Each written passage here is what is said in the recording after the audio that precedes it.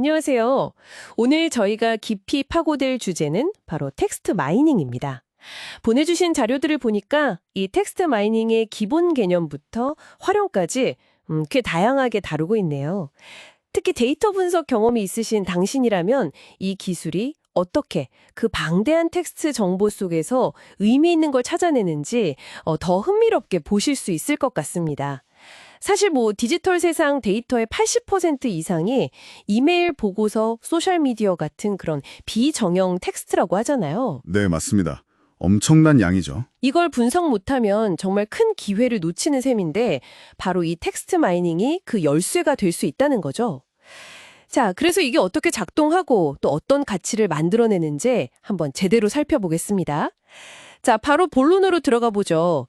텍스트 마이닝, 그 핵심이 뭘까요? 네, 쉽게 말하면 비정형 텍스트 데이터 속에서요, 자동으로 유용한 정보나 어떤 패턴, 관계 같은 걸 찾아내는 그런 분석 기술입니다.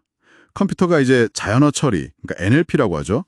그리고 기계학습, 통계 기법 같은 걸 써서 대량의 텍스트를 읽고 이해하는 과정이라고 보시면 돼요. 아, 컴퓨터가 글을 읽고 이해한다. 네, 사람이 일일이 이걸 다 읽고 분석하기엔 사실 불가능한 규모의 데이터를 다룰 수 있게 해주는 거죠. 그렇죠. 요즘같이 데이터가 막 쏟아지는 시대에는 정말 필수적인 기술이겠네요. 이 과정은 구체적으로 좀 어떻게 진행되나요? 자료에 보니까 몇 단계가 있던데요. 네, 맞아요. 우선 다양한 곳에서 분석할 텍스트 데이터를 수집하는 것부터 시작합니다. 웹사이트가 될 수도 있고 소셜미디어 아니면 회사 내부 문서 같은 것들이요. 수집하고 나서는요? 그 다음엔 텍스트 전처리라는 단계가 있습니다. 이게 상당히 중요한데요. 비유하자면 요리하기 전에 재료 손질하는 것과 비슷하다고 할까요? 재료 손질이요. 아, 데이터를 분석하기 좋게 좀 다듬는다. 그런 의미군요. 네, 바로 그거죠.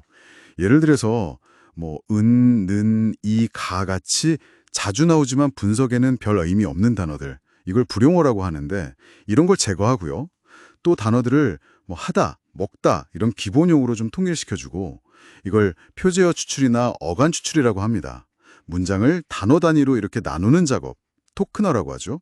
이런 것들을 합니다. 아하. 이 전처리 과정이 좀 부실하면 분석 결과의 질이 확 떨어질 수 있어요. 그렇군요. 데이터 정제가 끝나면 이제 컴퓨터가 이해할 수 있게 바꿔줘야겠네요? 맞습니다. 그게 바로 특징 추출 및 변환 단계입니다. 컴퓨터는 글자를 직접 이해하는 게 아니니까 이 텍스트를 숫자 형태의 벡터로 변환하는 거죠. 네, 벡터화요. 네. 데이터 분석 좀 해보셨으니 벡터화 개념은 잘 아실 텐데요. 예전엔 TF-SID와 같이 단어 빈도나 중요도 계산하는 방식을 썼다면 요즘엔 워드2백이나 훨씬 더 발전된 벌트 같은 임베딩 기법을 많이 씁니다. 아, 벌트요? 네, 그게 문맥까지 파악해서 훨씬 정확하게 분석할 수 있게 해준다는 거죠. 네, 그렇죠. 단어의 의미뿐만 아니라 문맥 속에서의 의미까지 벡터 공간에 표현해주니까 훨씬 정교한 분석이 가능해지는 겁니다. 흥미롭네요. 그럼 이렇게 숫자로 바뀐 데이터는 이제 어떻게 분석하는 건가요? 목적에 따라서 아주 다양한 분석 및 모델링 기법을 적용하게 됩니다. 예를 들면 스팸 메일 분류라든지 아니면 고객 리뷰가 긍정인지 부정인지 판단하는 감성 분석. 감성 분석이요? 네. 그리고 비슷한 내용의 뉴스 기사를 이렇게 묶어주는 군집화, 또 여러 문서들에서 주요 주제가 뭔지 뽑아내는 토픽 모델링, LDA 같은 알고리즘을 쓰죠. 그리고 핵심 내용을 딱 요약해주는 키워드 추출 같은 것들이 가능합니다. 와, 정말 다양하게 분석할 수 있군요. 네. 그리고 마지막으로는 이 분석 결과를 인사이트 도출 및 시각화 단계에서 워드 클라우드나 그래프 같은 걸로 보기 쉽게 표현해서 전달하는 거죠. 알겠습니다. 그럼 여기서 핵심 기술은 역시 자연어 처리, NLP랑 기계학습일 텐데 이게 구체적으로 어떤 분야에서 좀 가치를 만들어내나요? 보내주신 자료에 보니까 재밌는 사례들이 좀 있던데요? 네, 맞습니다. 활용 분야가 정말 넓어요. 기업에서는 고객 피드백이나 상담 기록 분석해서 제품 개선 아이디어를 얻거나 소셜미디어 여론 파악해서 마케팅 전력 수정하는 데 많이 쓰고요. 아까 말씀하신 자료 중에 고객 이메일을 텍스트 마이닝으로 분석했더니 웹사이트 특정 기능의 불편함이 불만족의 핵심 원인이었다는 걸 조기에 발견했다. 이런 내용도 있었죠. 이야, 그런 숨겨진 문제점까지 찾아낼 수 있다는 게 진짜 강력하네요. 비즈니스 외에는 또 어디에 쓰이나요? 물론입니다. 굉장히 많죠. 예를 들어 방대한 학술 논문이나 특허 문서를 분석해서 연구 동향을 파악하거나 새로운 아이디어를 얻는 데도 쓰이고요. 의료 분야에서는 진료 기록을 분석해서 특정 질병의 패턴을 찾거나 약물 부작용을 예측하는 연구도 진행되고 있습니다. 또 법률 문서에서 관련 판례를 빠르게 찾거나 금융 분야에서는 뉴스 기사나 보고서를 분석해서 시장 변동성을 예측하고 리스크 관리에 활용하기도 하고요. 그 범위는 계속 넓어지고 있습니다. 듣고 보니 정말 다양한데요. 앞으로 이 시장은 더 커질 것 같다는 생각이 드네요. 네, 맞습니다. 시장 전망이 아주 밝아요. 연 평균 성장률이 20%가 넘는다고 하니까요. 2028년쯤에는 약 148억 달러 규모까지 커질 것으로 예측됩니다.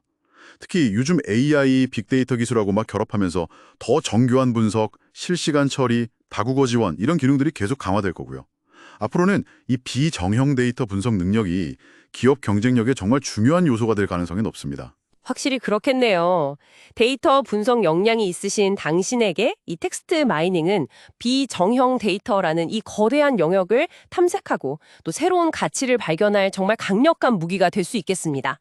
자, 오늘은 이렇게 텍스트 마이닝이라는 흥미로운 세계를 함께 깊이 들여다봤습니다.